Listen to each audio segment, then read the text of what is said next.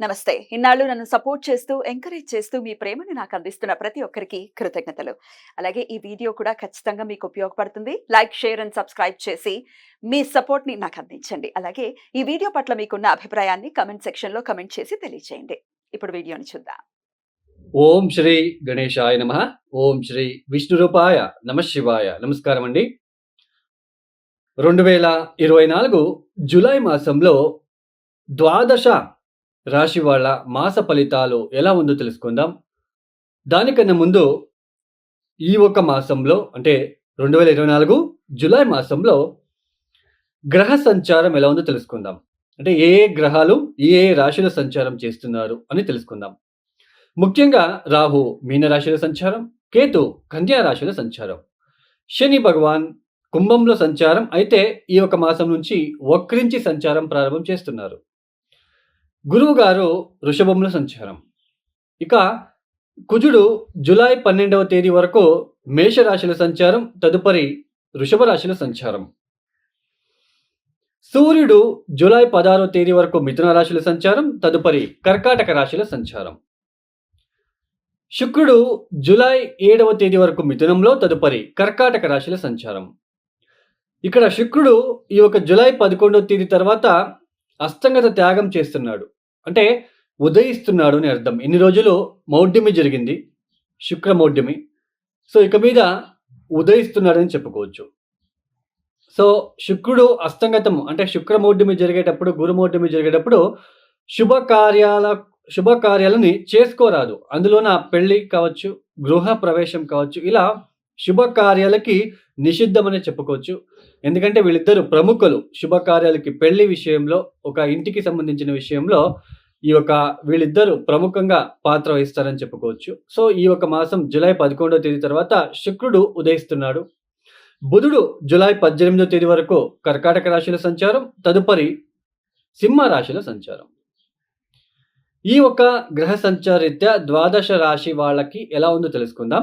ముఖ్యంగా ప్రేక్షకులకి ఒక మాట చెప్పాలనుకుంటున్నాను. ఇక్కడ ప్రతి ఒక్క వ్యక్తికి కూడా, ప్రతి ఒక్క జీవికి కూడా తన ఒక్క కర్మ నుంచి, అంటే తన ఒక కర్మ ద్వారా వచ్చే ఫలితాలు. ఇక్కడ వాళ్ళు పుట్టినప్పుడు వాళ్ళు పుట్టిన డేట్ ఆఫ్ బర్త్, టైమింగ్స్ ప్రకారము ఇక్కడ ముఖ్యంగా వాళ్ళ జన్మ జాతకంలో ఏ గ్రహ దోషాలు ఉన్నాయి, ఏ ఇబ్బందులు పడుతున్నారు, అంటే కర్మానుసారంగా వాళ్ళు చేసిన కర్మానుసారంగా ఈ ఒక జన్మలో సో సుఖమా దుఃఖమా అని నిర్ణయించేది జాతకం. ఇలాంటి జాతక చక్రంలో గ్రహ దశాలు అనేది చాలా ఇంపార్టెంట్ అండి. గ్రహ దశాలు అనేది చాలా ప్రముఖమైన పాత్ర వహిస్తుంది.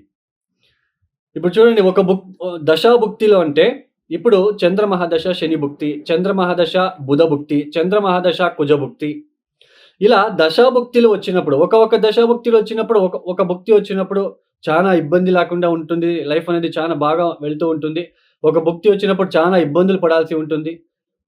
ఇలా దశాభుక్తులు ఫెయిల్ అయినప్పుడు గోచారంలో, ఇప్పుడు రాశి ఫలితాలు మనం చెప్పుకుంటున్నాం కదా. సో దశాభుక్తులు ఫెయిల్ అయినప్పుడు గోచారంలో ఉంటున్న ఒక గ్రహ సంచారాల వల్ల, ఇప్పుడు గురుబలం ఉంది, శని బలం ఉంది అన్నప్పుడు దశాభుక్తులు ఫెయిల్ అయినప్పుడు ఇవి ఆదుకుంటాయి మనల్ని. సో ఇలా దశాభుక్తులు బాలేదు, గోచారంలో గురుబలం లేదు, శని బలం లేదు అన్నప్పుడు చాలా తీవ్రమైన కష్టానికి గురి అవ్వాల్సిన ఒక ప్రమేయం ఏర్పడుతూ ఉంటుంది. సమాజంలో అపకీర్తి కావచ్చు, మ్యారేజ్ విషయంలో అంటే పెళ్లి జీవితంలో ఇబ్బందులు కావచ్చు, కుటుంబ వ్యక్తులతో తగాదాలు కావచ్చు, అన్నదమ్ముల మధ్య తగాదాలు కావచ్చు, ఇలా ఒక దశాభుక్తులకి తగ్గట్టుగా కొన్ని పరిహారాలు వస్తాయండి. మనమే స్వయంగా మనమే చేసుకోవాల్సిన ఒక చిన్న పరిహారాలు వస్తాయి. చాలా ఉన్నాయి, దశాభుక్తికి తగ్గట్టు ఉన్నాయి. మనం ఏదో ఒకసారి ఒక టెంపుల్‌కి వెళ్ళో, ఒక హోమం చేపించగానే మన కర్మ తగ్గింది అని అనుకుంటే అది తప్పు అండి. ఇప్పుడు ఒక దశాభుక్తి జరుగుతుంది. ఆ దశాభుక్తి పీరియడ్ ఒక సంవత్సరం పాటు ఉంది అనుకుందాం. ఆ దశాభుక్తి బాలేదు అంటే ఆ సంవత్సరం పాటు మీరు ఆ పూజలు, పరిహారాలు చేసుకుంటూ వెళ్ళాలి. సో చాలామంది చెప్తూ ఉంటారు, సో నేను ఆల్రెడీ ఆ పూజలు చేశాను, ఈ పూజలు చేపించాను, వాళ్ళ దగ్గరికి వెళ్ళాను, వాళ్ళ దగ్గరికి చేపించానని. బట్ మాకు తగ్గలేదు. అంటే కొన్ని మీ జాతకంలో కొన్ని గ్రహాలు ఏ స్థానాల్లో ఉన్నాయి, ఏ రాశిలో ఉన్నాయి. ఆ రాశికి తగ్గట్టు మనం పరిహారాలు చేసుకుంటే మాత్రం అది రిలీఫ్ వస్తుంది. సో, ఇది మీకు తెలియాలి అని నేను ఇంకా వృషభ రాశి. ఈ వృషభ రాశి వాళ్ళకి ముఖ్యంగా ఈ ఒక మాసంలో లాభస్థానంలో ఉంటున్న రాహువు, తర్వాత ముఖ్యంగా ఈ ఒక బుధ, శుక్రులు, తర్వాత జులై 16వ తేదీ తర్వాత రవి భగవానుడు. ఈ ఒక 4 గ్రహాల ఒక తాలూకా శుభ ఫలితాలని అందుకుంటున్నారు. అయితే ఇక్కడ వృషభ రాశి వాళ్ళకి ఇక్కడ స్టార్టింగ్‌లో అంటే ఈ ఒక మాసం ప్రారంభమైన ఒక సమయంలో కుటుంబంలో ఏదో తెలియని ఒక ఇబ్బందులు లాంటివి కనిపించడానికి అవకాశాలుంటాయి. తర్వాత కుటుంబంలో ఏదైనా బ్యాడ్ న్యూస్ వినడానికి కూడా ఇక్కడ అవకాశాలు కనిపిస్తున్నాయని చెప్పుకోవచ్చు. ఆర్థికపరమైన విషయాలలో కాస్త ఇబ్బందిగా మారే అవకాశాలుంటుంది. వేళకు సరైన అంటే భోజనం చేసుకోలేకపోవడం లాంటిది, తర్వాత వేళకు నిద్ర, ఆహారాలు లేకపోవడం లాంటిది, వృథా ప్రయాణాలు చేయడం లాంటిది. తర్వాత ఇక్కడ ముఖ్యంగా ఏంటి అంటే, ఈ ఒక కుటుంబం విషయంలోనే ఎక్కువ బాధలు కనిపించడానికి అవకాశాలుంటాయి. తర్వాత మిమ్మల్ని కొంతమంది గుర్తించినట్లే గుర్తించి మళ్ళా మిమ్మల్ని ఇబ్బంది పెట్టడము. అంటే మీ మీద ఏదో ఒక ఆరోపణ లాంటిది, మీరిలా ఉండాలి, ఇలా ఉండాలని అడ్వైస్ ఇవ్వడం లాంటిది కూడా ఈ యొక్క మాసంలో కనిపించడానికి అవకాశం ఉంటుంది. అయితే ఈ వృషభ రాశి వాళ్ళకి జూలై 16వ తేదీ తర్వాత అయితే ఖచ్చితంగా చాలా మంచి ఫలితాలు రాబోతున్నాయి. ఈ యొక్క వృషభ రాశి వాళ్ళకి, ఉద్యోగం లేని వాళ్ళకి మొదటిగా ఉద్యోగం లభించే ఆస్కారాలు ఎక్కువగా కనిపిస్తున్నాయని చెప్పుకోవచ్చు. తర్వాత ఇక్కడ భార్యాభర్తల మధ్య కూడా కొన్ని అనుకోని తగాదాలు అంటే ఎవరో ఒకరు మూడో వ్యక్తి ద్వారా కొన్ని ఇబ్బందులు వచ్చే సూచనలు కూడా. ఎందుకంటే జన్మరాశికి వచ్చేస్తారు కుజుడు. తర్వాత అష్టమాధిపతి, సప్తమాధిపతి, వ్యయాధిపతి అయిన గురువు మరియు కుజగ్రహాలు ఇద్దరు కూడా జన్మరాశిలో సంచారం అనేది అంత మంచి ఫలితాలు ఇచ్చే ఒక లక్షణాలు ఉండదు. మిమ్మల్ని కాస్త ఇబ్బంది పెట్టడము, మీ మనసుకి గాయపరించడం లాంటిది, స్వతహా కోపం లాంటిది, ఇవన్నీ కూడా ఎక్కువగా కనిపిస్తూ ఉంటుందనే చెప్పుకోవచ్చు. సో, ఎవరి మాట వినకుండా మీ అంతకు మీరు మీ పనులు చేసుకుంటూ వెళ్తే చాలా మంచిది ఈ యొక్క మాసంలో. తర్వాత ఉద్యోగం లేని వాళ్ళకి ఉద్యోగం లభించే అవకాశాలుంటాయి. మీరు ఇక్కడ దశమ స్థానంలో వక్రించారు. శని భగవానుడు వక్రించారు అంటే నవమ స్థానాన్ని చూస్తున్నారు కాబట్టి, మనకి ఈ శని భగవానుడు దశమాధిపతి అయి దశమ స్థానంలో ఉన్నప్పుడు, ఈ యొక్క ఉద్యోగం విషయంలో చాలా ఒత్తిడి ఉంటుంది. ఉద్యోగం లభించకపోవడం లాంటిది. సో, ఇలాంటివి కూడా ఉంటాయి. బట్ ఇక్కడ బుధుడు చతుర్థ స్థానానికి ప్రవేశం చేసినప్పుడు పంచమాధిపతి వృషభ రాశికి యోగకారకుడు బుధుడు. చతుర్థానికి వచ్చి సంచారం చేసేటప్పుడు ఉద్యోగం లభించే ఆస్కారం ఉంటుంది. మీ యొక్క తెలివితేటల ద్వారా మీకు చాలా మంచి ఒక ఉద్యోగం లభించే సూచనలు ఎక్కువగా ఉంటాయనే చెప్పుకోవచ్చు.